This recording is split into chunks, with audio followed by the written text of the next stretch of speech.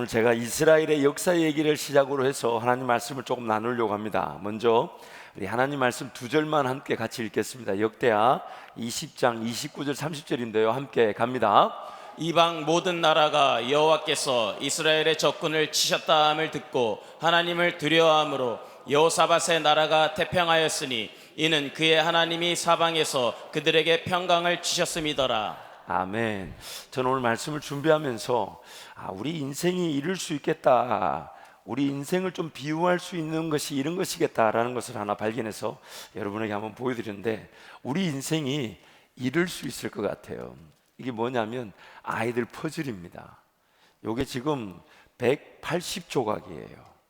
이 안에 이 퍼즐이 들어서 아마 이거 아이들 퍼즐이라고 하지만 저보고 맞추라고 해도 맞추기가 쉽지는 않을 것 같아요. 근데 우리 인생이 이런 퍼즐과 같을 수 있어요.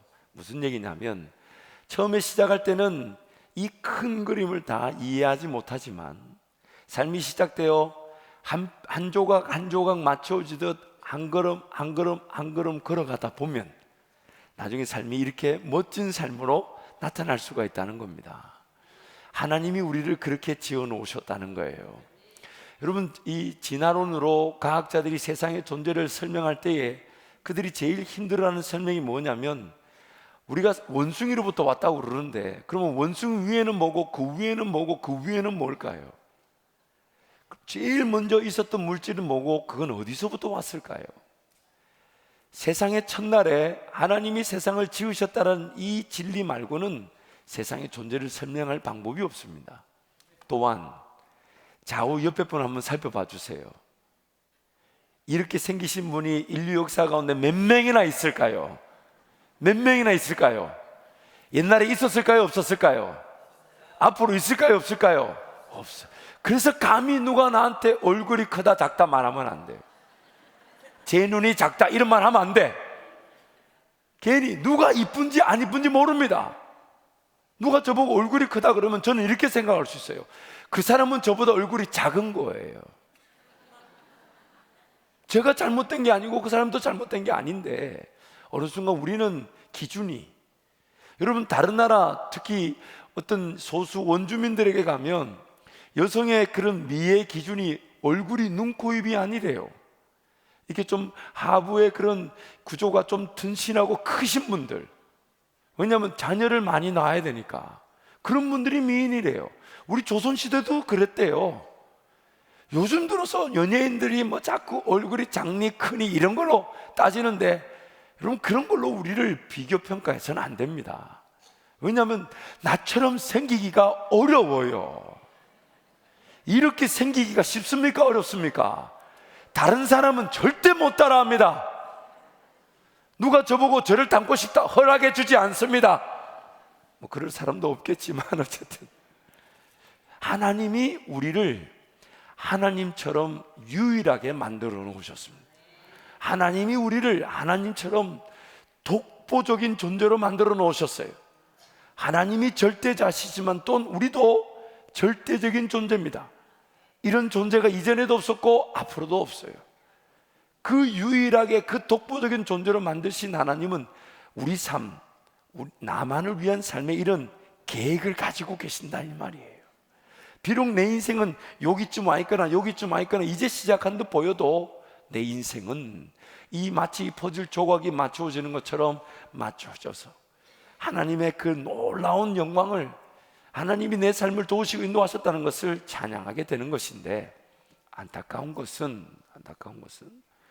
살아가는 삶인데도 불구하고 정작 내 삶을 내가 제대로 모른다는 겁니다. 이 퍼즐의 조각처럼 이 전체 그림을 보고 맞추기라도 한다면 완성도를 높일 수 있고 또 문제를 풀 수 있을 것 같은데, 마치 인생길이 시작은 되었지만 어떤 그림으로 나타날지를 모른다는 거예요. 여러분 인생길 알고 오셨습니까? 알고 오신 분 한번 손 들어보세요. 오늘 2019년 4월 28일 이 좋은 날씨에 이렇게 멋진 목사를 만날 줄 아셨던 분 손 들어보세요. 한번 손 들어보세요.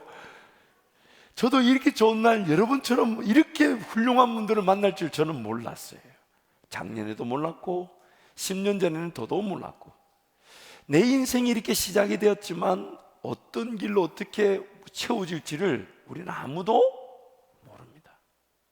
또한 한 조각 한 조각 맞춰야 되는데, 이 맞춘다지만은 요거 좋다, 이 색깔이 이쁘다고 이렇게 탁 이렇게 맞췄더니 끝에가 탁 이 아구가 맞고 뭐가 맞는 것 같아요. 근데 나중에 보니까 아니네.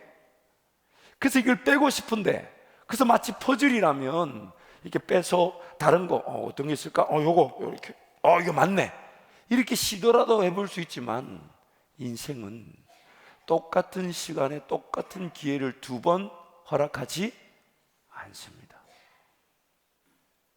잘못 끼워진 거 빼고 다시 내가 원하는 것을 이렇게 끼워 맞추기가 어렵다는 거예요. 과거로 돌아가서 잘못 선택했던 거, 잘못 결정했던 거, 잘못 끼워진 이 피스 같은 걸 이렇게 빼내고, 옳은 거 어디 갔나? 옳은 거가 보이지도 않네. 어쨌든 옳은 게 찾아야 되는데, 이거 옆에 게 어디 있는지를 모르겠어요. 옳은 걸 끼워 넣어야 되는데 끼워 넣을 만한 기회를 두 번 주지 않습니다. 그래서 매 순간 선택을 잘해야 돼요. 매 순간 결정을 잘해야 돼요.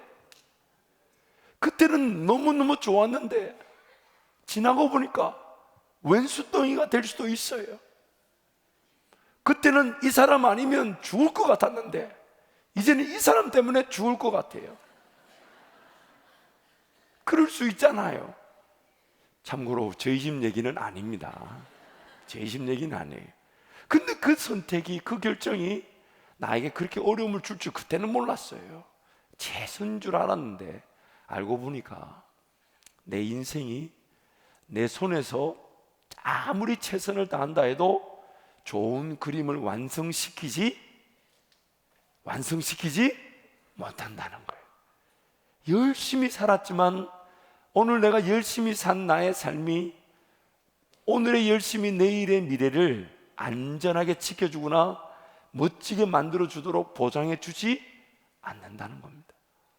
오늘의 내 삶이 내 마음대로 잘 될까요? 안 될까요? 안 돼요. 그럼 자꾸 이상한 것만 갖다 붙여요. 여기 막 이런 거, 색깔 이쁘네, 뭐 이런 거, 또 여기다 올리고, 또 이렇게 올리고, 또 이렇게 가고, 막 이렇게. 근데 나중에 가보니 원래 정말 나를 통해 하나님이 영광을 받기로 하셨던 그 그림이 나타나지 않을 수 있다는 겁니다.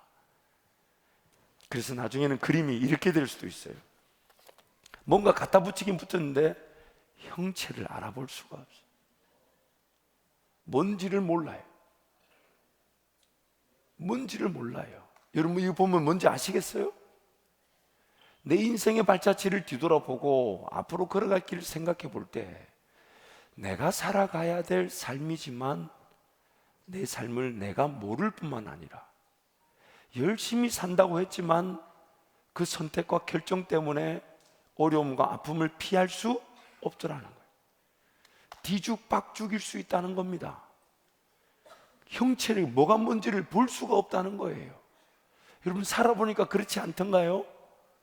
여러분 살아보니까 그렇지 않았습니까? 삶이 쉬웠어요? 어려웠어요? 어려웠어요. 앞으로도 쉬울 것 같아요? 어려울 것 같아요? 내 힘으로 잘 사라질 것 같아요? 안 사라질 것 같아요? 아니 사라질 것 같아요? 안 사라질 것 같아요? 새로 오신 분들 그렇잖아요. 우리 교인들이 왜 대답을 더 안 하시노? 새로 오신 분들이 더 대답을 잘 하시네. 여러분 내 인생이 내 방법대로 사라질 것 같아요? 안 사라질 것 같아요? 우리 교인들 뭐 불편하면 이렇게 얘기를 안 하는 건 오늘로 끝나야 돼요. 새로 오신 분들이 더 잘 얘기를 하시네. 내 인생이 내 마음대로 사라지지 않습니다.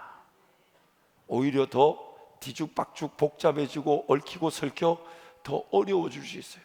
상처들, 아픔, 후회, 해안, 안타까움, 아쉬움.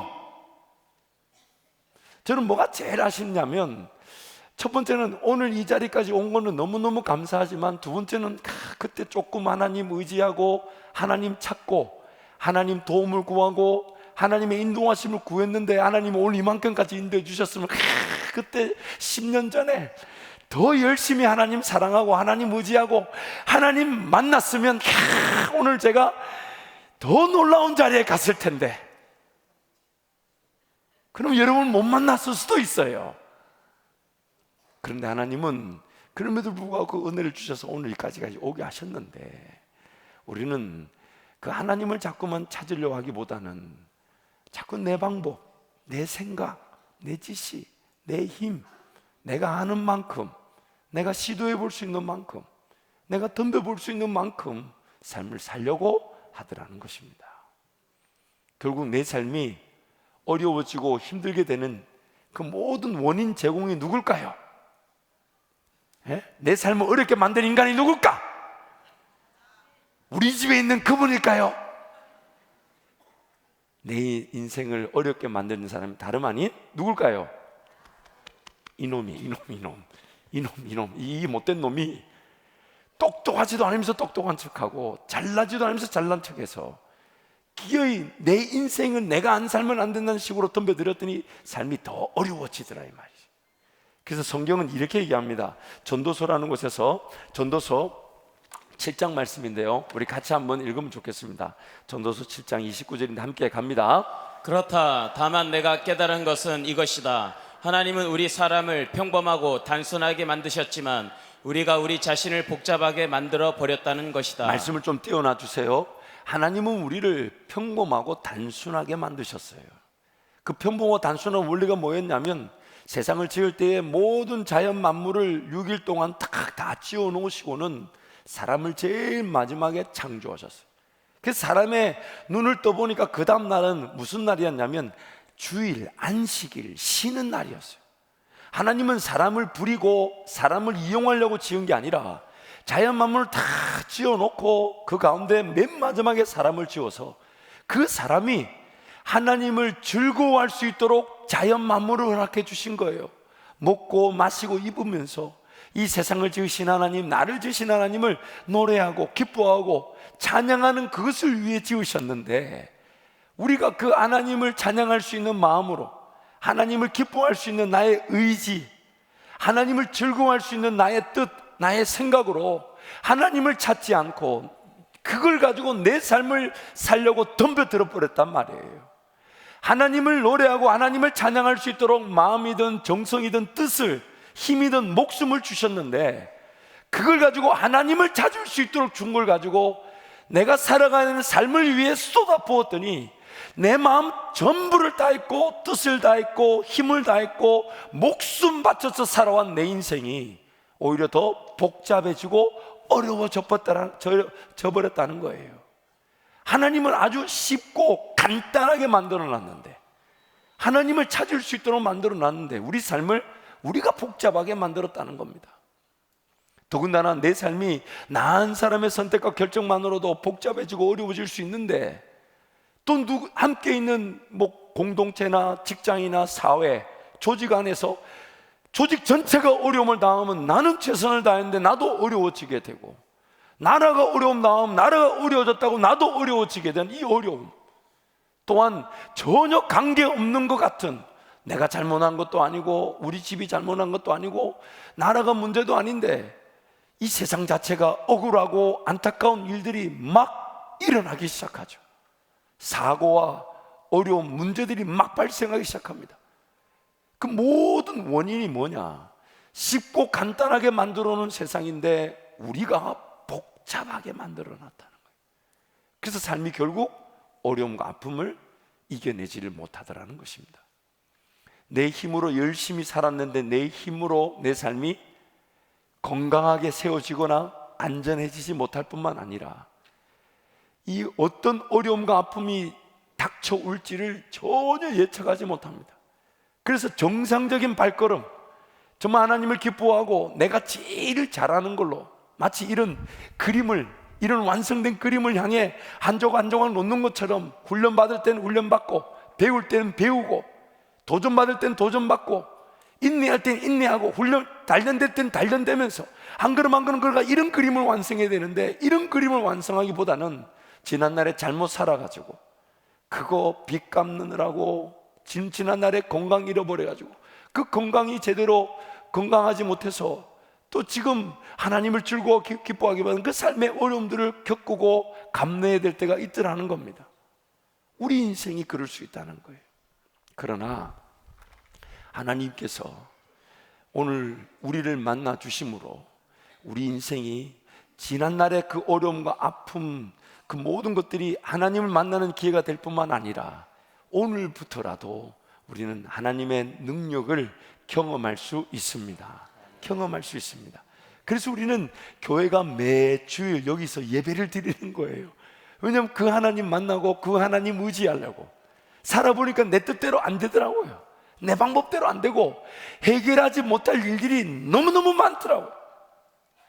그런데 하나님을 찾고 하나님 만나주세요, 하나님 도와주세요, 하나님 인도해 주세요, 하나님 능력이면 충분합니다. 그렇게 하나님을 한번 바라보고 신뢰했더니 하나님 우리를 도와주시고 어려움을 이기게 만들어 주시더라는 것입니다. 오늘 우리가 읽었던 그 말씀의 그 내용이 조금 소개를 해드리자면, 우리나라처럼 이스라엘도 옛날에 남과 북으로 나뉘어졌던 때가 있습니다. 그래서 북쪽을 이스라엘이라 부르고 남쪽을 유다라고 불렀습니다. 근데 그 유다를 당시에 섬겼던 사람이 왕이 누구였냐면 여호사밧이었어요. 근데 여호사밧은 하나님을 정말 사랑하고 하나님을 늘 의지할 줄 아는 왕이었습니다. 그런데 어느 날 동쪽에 있는 세 개의 나라가 연합을 해서 남쪽 유다를 공격하러 전쟁을 일으켰습니다. 그래서 1절 2절 말씀 보면 우리 함께 제가 한번 읽어드릴게요. 그 후에 모압 자손과 암몬 자손들이 마온 사람들과 함께 와서 여호사밧을 치고자 한지라. 어떤 사람이 와서 여호사밧에게 전하여 이르되 큰 무리가 바다 저쪽 아람에서 왕을 치러 오는데 이제 하사 손다말 곧 엔게디에 있나이다 하니, 이 유다 나라를 치러 오는데 큰 무리가 세 개 나라가 암몬과 모압과 마온이라는 나라가 연합을 해서 유다를 공격하러 왔습니다. 온 백성이 난리가 났어요. 그래서 이 전쟁 상황을 우리가 어떻게 해결할 것인가? 세계 연합국, 당시 지도를 보면 이스라엘의 서쪽은 지중해가 있기 때문에 다른 나라가 없어요. 그리고 남쪽은 광야이기 때문에 민족이 살지 않아요. 오른쪽에 있는 나라가 세 개 나라인데 그 오른쪽에 있는 세 개 모든 나라, 즉 이스라엘, 유다를 접경으로 하고 있는 모든 나라가 연합을 해서 유다를 공격하러 온 것입니다. 그 난리가 났을 때 여호사밧 왕이 어떻게 얘기하냐? 우리 3절 4절 말씀 우리 함께 읽겠습니다. 3절 4절 함께 갑니다. 여호사밧이 두려워하여 여호와께로 낯을 향하여 간구하고 온 유다 백성에게 금식하라 공포하며 유다 사람이 여호와께 도우심을 구하려 하여 유다 모든 성읍에서 모여와서 여호와께 간구하더라. 왕이 백성들에게 부탁합니다. 지금 밥을 먹을 때가 아니라는 거예요. 지금 밥이 목에 넘어가면 안 된다는 거예요. 나라가 전쟁 상황에 망하게 되었는데, 그래서 금식을 선포하고 다들 금식하라. 그러니까 백성들이 금식하면서 왕한테 다 모였어요. 그래서 함께 기도하기 시작했어요.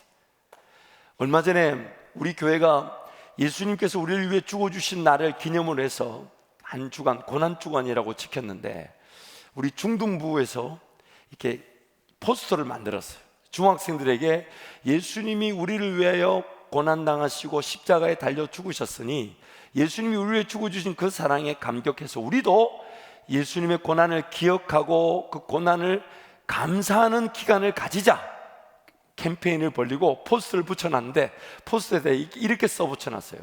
예수님이 십자가에 고통당하시고 죽으셨는데 새끼밥이 웬 말이냐.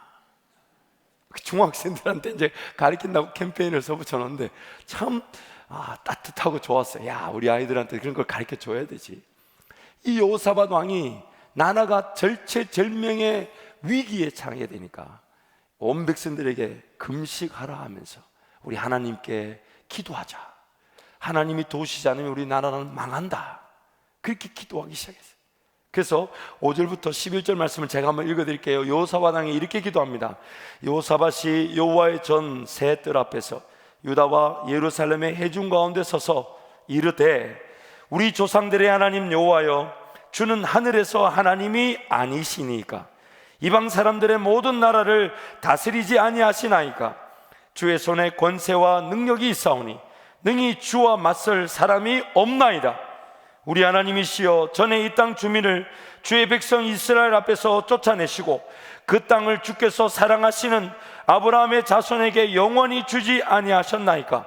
그들이 이 땅에 살면서 주의 이름을 위하여 한 송소를 주를 위해 건축하고 이르기를, 만일 재앙이나 난리나 견책이나 전염병이나 기근이 우리에게 임하면 주의 이름이 이 성전에 있으니 우리가 이 성전 앞과 주 앞에 서서 이 환난 가운데서 주께 부르짖은즉 들으시고 구원하시리라 하였나이다. 옛적에 이스라엘이 애굽 땅에서 나올 때에 암몬 자손과 모한 자손과 세일산 사람들을 침노하기를 주께서 용납하지 아니하심으로 이에 돌이켜 그들을 떠나고 멸하지 아니하였거늘 이제 그들이 우리에게 갚는 것을 보옵소서. 그들이 와서 주께서 우리에게 주신 주의 기업에서 우리를 쫓아내고자 하나이다.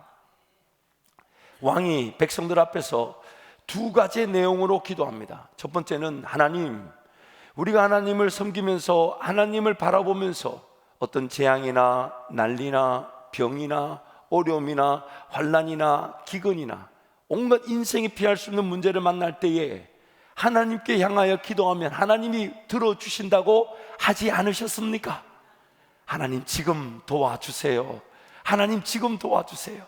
그러면서 옛날 역사 기록 얘기를 또 합니다. 하나님, 우리가 지금 이 땅에 오기 위해 우리가 그 애굽 이집트에서 나와서 이 땅을 돌아오는 그 경로 중에 지금 우리에게 쳐들어온 이 나라들, 암몬, 모압, 마온, 이 사람들을 침노하지 말고 전쟁을 일으키지 말고 내버려 두고 오라 하셨는데 이제 그들이 우리를 도로 공격하러 왔습니다.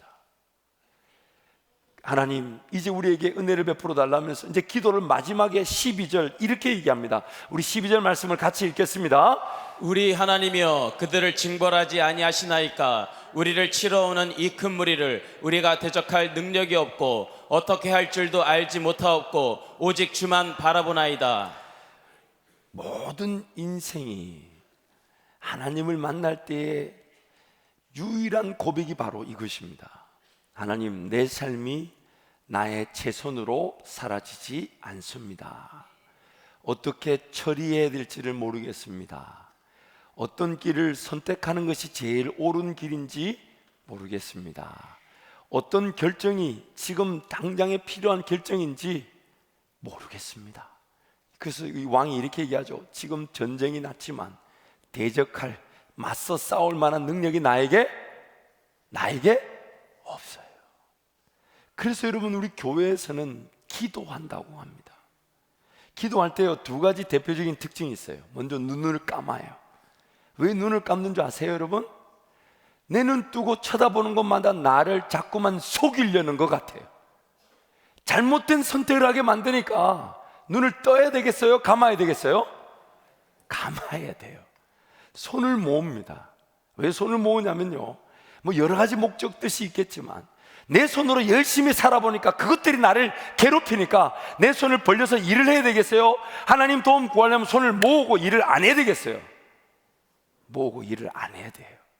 그래서 기도할 때 눈 감고 손 모으는 거예요. 근데 하나님이 지금, 그래서 오직 하나님만 바라봅니다. 하나님만이 도우실 수 있습니다. 하나님 도와주세요라는 그 왕의 기도와 백성들의 기도에 응답하셔서 이제 일하기를 시작하십니다. 이제 그 내용이 어떻게 나오냐? 그래서 이제 여호사밧 왕이 그렇게 딱 기도하고 난 다음에, 하나님, 우리는 저 적들을 대적할 능력도 없고 또한 우리는 오직 하나님만 바라봅니다 라고 한 다음에 이제 기다리는 거예요. 이제 하나님이 어떻게 말씀하실지, 하나님 어떻게 인도해 가실지 기다리니까 하나님이 그 백성 중에 한 사람, 야시엘이라는 사람에게 감동으로 함께 하셔가지고 그 백성들, 왕과 백성들에게 이렇게 말씀하십니다. 15절 17절인데요 제가 읽어드릴게요. 야시엘이 이르되 온 유다와 예루살렘 주민과 여호사밧 왕이여 들을지어다. 여호와께서 이같이 너희에게 말씀하시기를, 너희는 이 큰 무리로 말미암아 두려워하거나 놀라지 말라. 이 전쟁은 너희에게 속한 것이 아니요 하나님께 속한 것이니라.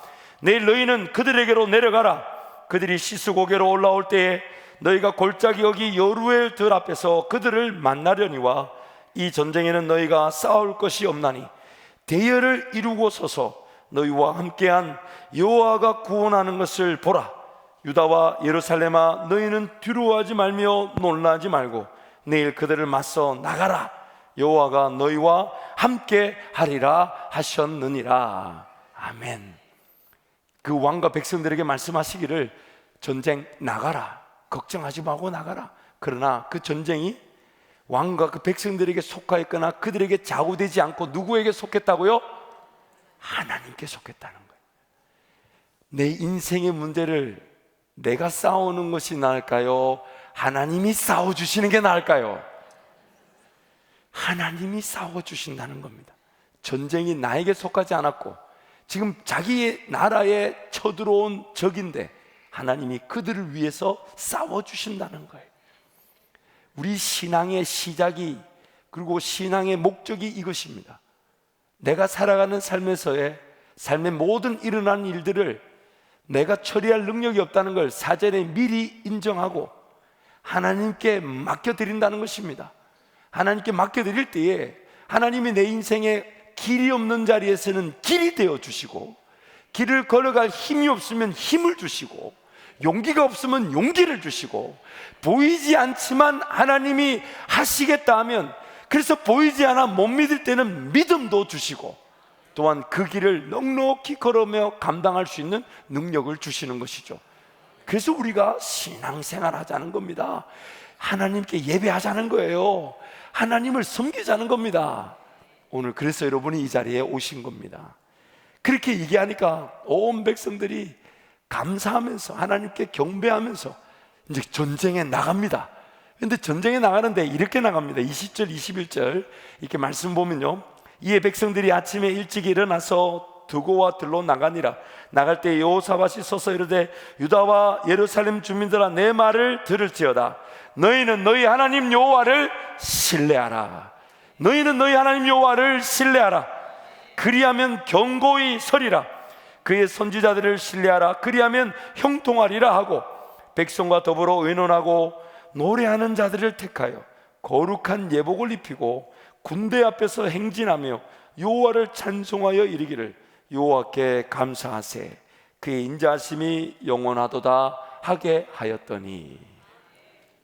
전쟁에 나갑니다. 하나님 말씀대로 나가는데 모든 군대, 칼과 창, 방패, 군사들 앞에다가 우리 같으면 특공부대원, 제일 힘 좋고 저같이 생긴 사람들이겠죠. 이렇게. 그렇지 않아요? 여러분, 전쟁한다 그러면 앞에 비실비실한 걸 세워야 되겠어요? 제일 좋은 걸 세워야 되겠어요? 그런데 지금 전쟁을 치른다는 여호사밧과 백성들은 군대 앞에 누구를 세웠느냐? 하나님을 노래하는 자들을 세웠어요. 칼이나 창 다 치우고 노래하는 자들에게 예복을, 더 옷을, 노래를 더 노래할 때 이쁘게 오늘도 우리 성향제 우리 지휘자님이신데 찬양 잘하시죠? 또 이쁘게, 얼마나 원래 이쁘신데 더 이쁘게 입으셨잖아. 이야, 이런 거는 반응을 해주셔야 돼요.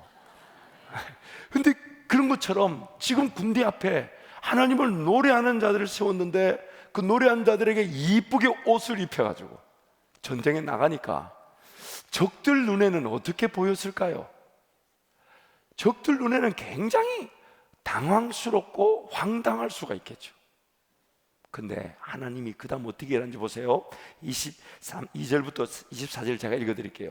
그 노래와 찬송이 시작될 때에, 그 제일 앞에다가 노래한 자들 세웠는데 그 노래한 자들 통해 노래와 찬송이 시작될 때에 여호와께서 복병을 두어 유다를 치러 온 암몬 자손과 모압과 세일산 주민들을 치게 하심으로 그들이 패하였으니 곧 암몬과 모압 자손이 일어나 세일산 주민들을 쳐서 진멸하고 세일 주민들을 멸한 후에는 그들이 서로 쳐 죽였더라. 유다 사람이 들망대에 이르러 그 무리를 본즉 땅에 엎드려진 시체들 뿐이요 한 사람도 피한 자가 없는지라. 하나님이 복병을 두어서 세계 나라가 연합을 했으니까, 아마 이건 제 생각인데요, 제 생각인데, 이 세계 나라가 큰 수를 이루고 유다를 치러 왔더니, 아니 유다 사람이란 자들은 전쟁을 할 마음이 없는 것처럼 보여요. 앞에다가 노래하는 옷을 입히고 노래하면서 나오니까, 이 암몬과 모압과 마온, 즉 세일산 주민들, 이 사람들 입장에서 어떤 생각이 들었냐면, 그러니까 하나님이 천사를 보내가지고 미혹을 시킨 거죠. 서로 자기께 넘어가도록 만든 거예요. 그게 뭐냐면, 이 전쟁의 승패는 이미 끝났다. 이스라엘 백성들 이상 저 유다 사람들은 건들 필요도 없겠다. 그럼 이 전쟁의 관건은 뭐가 되냐면, 누가 그러면 저 땅을 더 많이 차지하고 누가 저 땅을 더 침노해서 얻을 것인가. 그러니까 결국 그 하나님이 천사를 보내가지고 그렇게 미혹을 시키니까 암몬과 모압 둘이서 저 세일산, 이 암몬과 모압은 참고로 형제지간이에요. 그러니까 형제지간이니까 처음엔 자기네들끼리 연합을 해가지고 세일산 주민들을 죽이고, 그런데 죽이고 나니까 욕심이 생기죠. 형제라 해도 저 사람도 어차피 다른 나라니까, 그래서 서로 싸우게 만들어 전쟁이 끝나게 하는데, 성경이 이렇게 말합니다. 한 사람도 살아남은 자가 없다는 겁니다. 하나님이 완벽한 승리를 주셨다는 것이에요. 근데 그 백성들이 한 건 뭡니까? 그 백성들이 한 일이란 건 뭡니까? 칼 한 번 손에 들지 않았습니다. 창 한 번 잡지 않았습니다. 하나님을 기대하고 하나님을 노래한 것밖에 없다는 거예요. 그런데 하나님은 예배하는 것만 해도, 노래하는 것만 해도, 기도하는 것만 해도 충분히 일하실 수 있다는 것입니다. 그게 바로 우리가 섬기는 하나님이십니다. 그래서 그 전쟁이 그렇게 끝난 줄 아는데 성경이 이야기를 여기서 끝내질 않아요. 25절부터 28절에 이렇게 얘기합니다. 여호사밧과 그의 백성이 가서 적군의 물건을 탈취할세, 본즉 그 가운데 재물과 의복과 보물이 많이 있으므로 각기 탈취하는데 그 물건이 너무 많아 능히 가져갈 수 없을 만큼 많으므로 사흘 동안에 거두어 드리고, 넷째 날에 무리가 브라가 골짜기에 모여서 거기서 여호와를 송축한지라. 그러므로 오늘날까지 그곳을 브라가 골짜기라 일컫더라. 유다와 예루살렘 모든 사람이 다시 여호사밧을 손들어하여 즐겁게 예루살렘으로 돌아왔으니 이는 여호와께서 그들이 그 적군을 이김으로써 즐거워하게 하셨습니다. 그들이 비파와 수금과 나팔을 압조하고 예루살렘에 이르러 여호와의 전에 나아가니라. 이 전쟁은 유다 하나님의 백성들이 일으킨 전쟁이 아니었습니다. 당한 일이었습니다. 피하고 싶었던 일이었어요. 결코 만나고 싶지 않았던 문제였습니다. 예측되지 않았던 어려움이었습니다. 절체절명의 위기의 순간이었습니다. 근데 하나님은 그 전쟁의 위기를 승리하게 하셨을 뿐만 아니라 도리어 이스라엘 백성들에게 복이 되게 하셨다는 겁니다.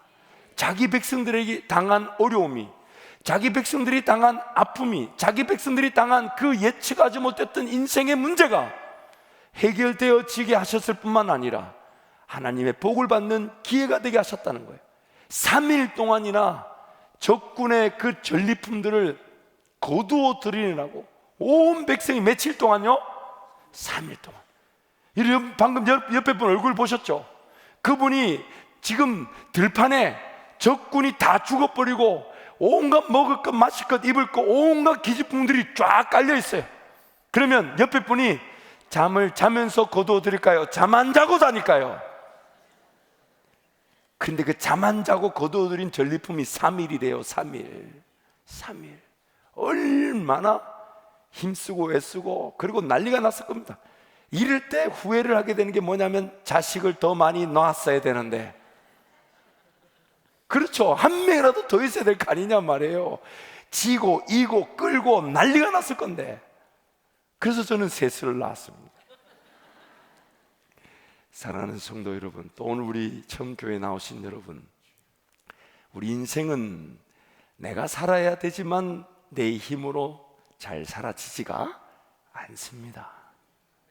내 인생인데도 앞으로 어떤 일이 나타날지를 전혀 모릅니다. 내가 지금 최선을 다하지만 문제와 아픔과 어려움을 피할 수가 없습니다. 그래서 삶을 뒤돌아보면 후회가 가득합니다. 안타까움이 가득해요. 아쉬워요. 하나님을 좀 더 의지해 볼 걸, 하나님을 좀 더 믿어 볼 걸, 하나님을 좀 더 신뢰해 볼 걸, 하나님을 한번 확인해 볼 걸. 그런 안타까움이 세월이 지나면 지날수록 늘 있어요. 그럼에도 불구하고 오늘 이후로도 내 삶은 하나님의 은혜가 필요하기 때문에 하나님을 찾게 될 때 하나님이 우리 인생을 하나님 은혜로 가득 부어주시고 채워주시는 것이에요. 그래서 아까 보였던 이 그림 있죠? 정체를 알 수 없는 이런 상태도, 내 지난날의 인생이 이런 상태라 해도 하나님이 충분히 도우실 수 있으십니다. 하나님이 이것을 오히려 더 복의 기회로 바꾸어 주실 수 있으십니다. 지금 하나님을 찾으면 지난날에 이렇게 뒤죽박죽 얽히고 설키고 복잡해졌다 해도 하나님이 해결하실 수 있으십니다. 하나님이 도우실 수 있으십니다. 하나님이 이기게 하실 수 있으십니다. 그래서 오늘 우리는 하나님을 예배하는 것이에요. 어제 제가 결혼식에 있어서 오래간만에 가족들을 만나, 또 그중에 우리 사촌 형님을 만났어요. 우리 사촌 형님은 저보다 키도 1cm가 더 크고, 제가 이런 표현하지만 하면 그렇지 않지만 저는 뭐 그렇게 생각하지 않지만 남들 볼 때 더 잘생겼다 그래요. 근데 얼굴은 제가 커요. 그는 제가 확실히 바람을 맞아도 제가 더 시원하게 많이 맞이합니다. 근데 그 형은 또 정말 그 형, 사촌형 밑에 사촌형이 있는데 그 형하고 저하고 1살 차이에요. 그래서 우리 둘이 맨날 만나면 그 위에 있는 형 욕합니다. 참 재수 없게 공부 잘한다고. 공부를 얼마나 잘하는지 몰라요. 그래서 지금 교수가 돼 있어요. 공부를 해. 그런데 신앙생활을 안 하는 거예요. 그래서 제가 형 지옥 간다. 좀 오늘 예수 믿어 놔야 돼. 삶이 하나님과 동행하며 은혜를 누리기도 하지만 언제 끝날지 모르잖아 형. 그랬더니 저한테 이러는 거예요. 자기는 굳이 하나님을 의지하지 않아도 괜찮대요. 삶이 안정적이고 평안하고 이만하면 살만하다는 거예요.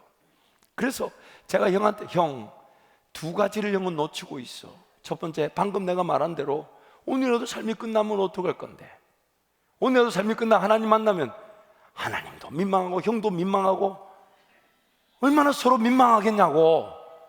2번째, 형 이만큼까지 와서 삶이 어느 정도 안정적이라지만 하나님이 도우셨다면 더 놀라운 삶을 살았을 텐데, 하나님이 지난날에 형이 애쓰고 열심히 공부해서 이 자리에 왔는데 그때 하나님을 의지하고 하나님을 더 예배하고 기도했으면 하나님이 지금 이것도 너무 귀하지만 이거보다 더 놀라운 사람이 됐을 텐데, 더 위대한 사람이 됐을 텐데. 그리고 지금 이후로부터도 하나님이 형의 삶을 인도해 가면 얼마나 귀한 일이냐고. 옛날에도 이 말을 했는데 그때는 잘 안 듣더만은 어제는 진지하게 듣더라고요. 나중에 이제 식구들 모였을 때 이제 커피숍에 가서 커피를 한 30명 모였으니 커피값이 많이 나오잖아요. 그래서 제가 또 좋은 말 해놨더니 형이 내가 살게 그러더라고요. 그래서 제가 형이 사세요 그러면서 카드 받았어요. 잘 버는 사람이 사야지. 여러분, 우리 삶이 그렇습니다. 지난날의 삶을 뒤돌아볼 때 안타까움, 아쉬움이 많지만 오늘부터 하나님을 의지하면 하나님이 지난날에 깨어지고 부서진 내 인생도 바꾸고 쓰실 수가 있으십니다. 일본에 보면 도자기 기술 중에 긴츠기라는 게 있다고 그래요.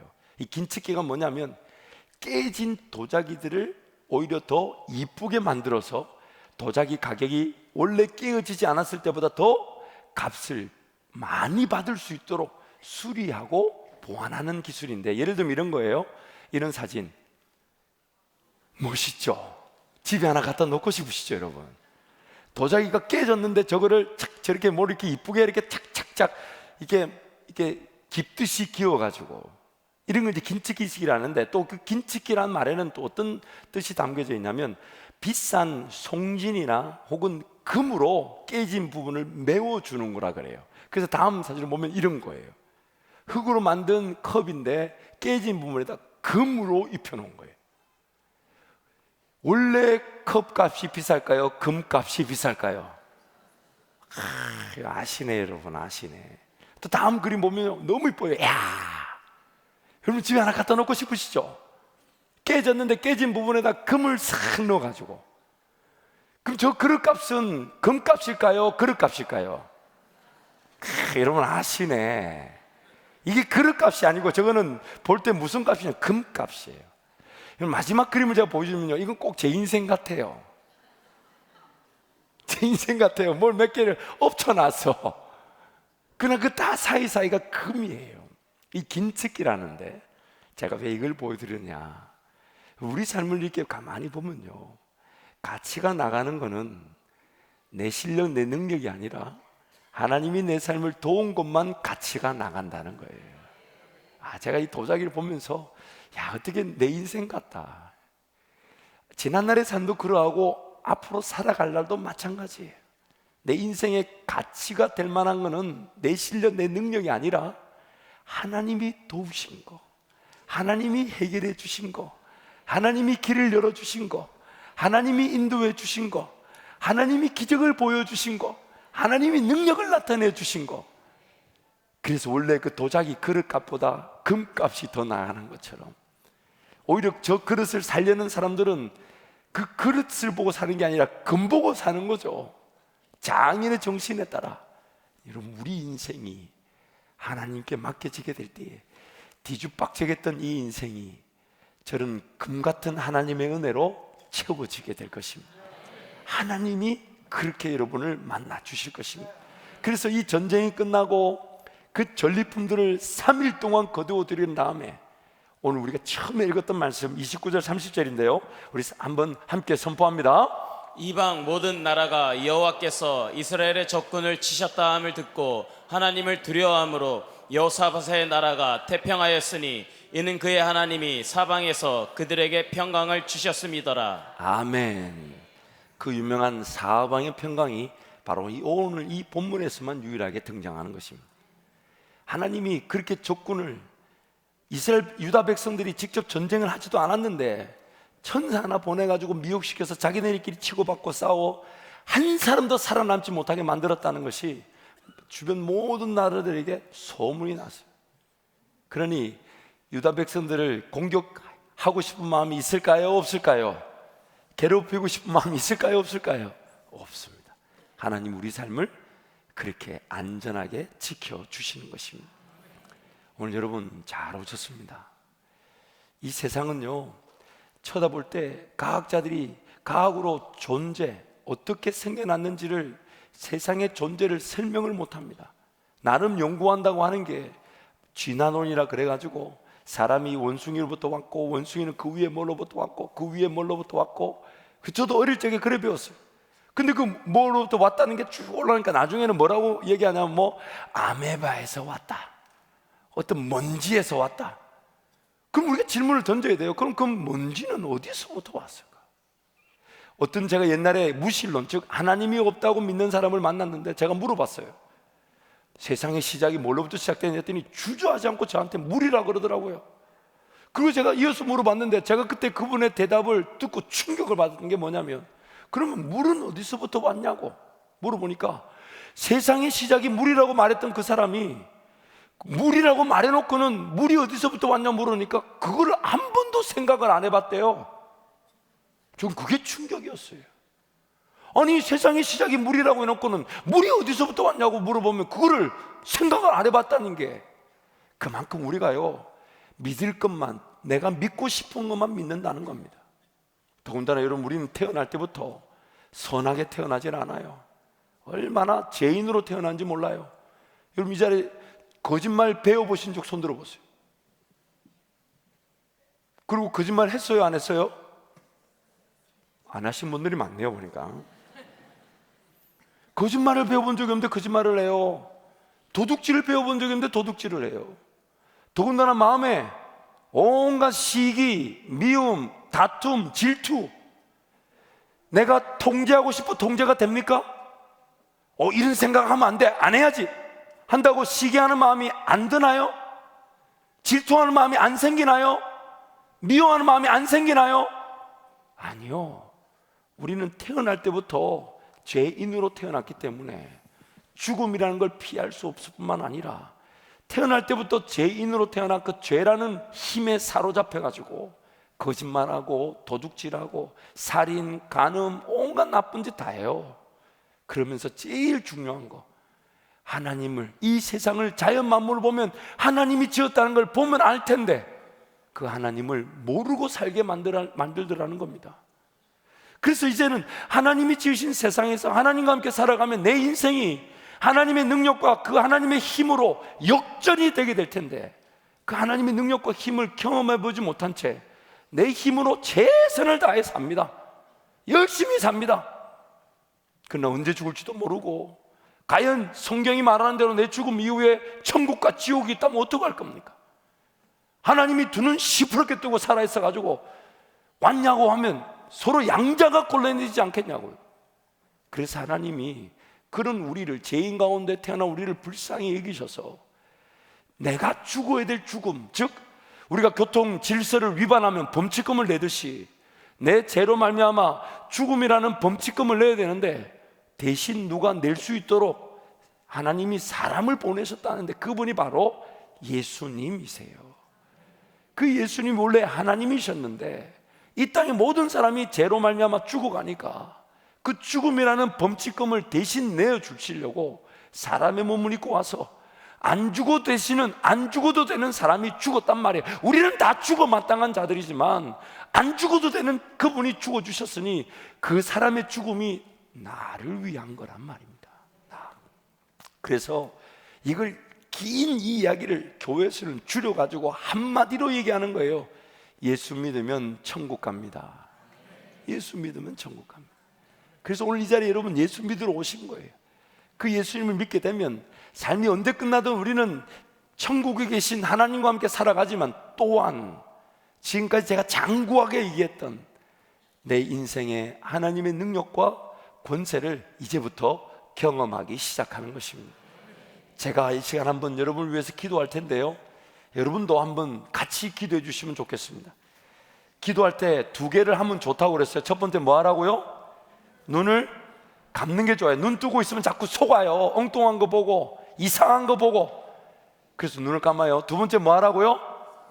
내 힘으로 살면 삶이 어려워지니까 손을 모아버려야 돼요. 하나님께 드려버려야 돼, 이 손도.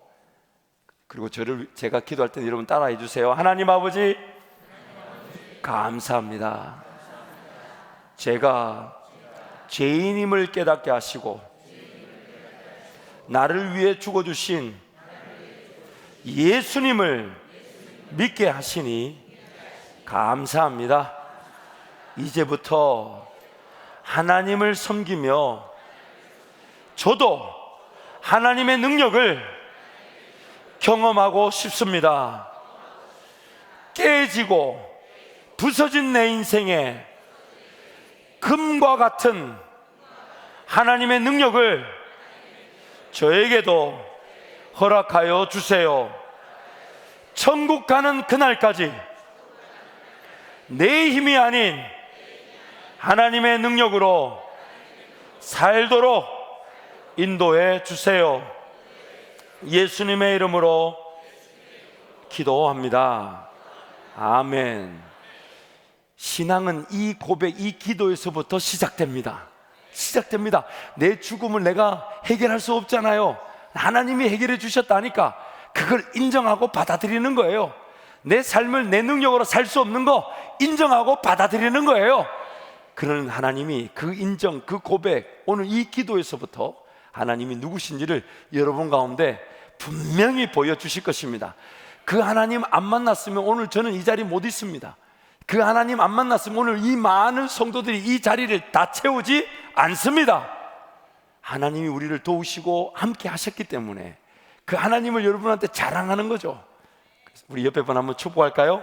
하나님이 반드시 도우십니다. 하나님이 반드시 도우십니다. 한 번 더 축복하십시오. 하나님이 책임져 주십니다. 하나님이 책임져 주십니다.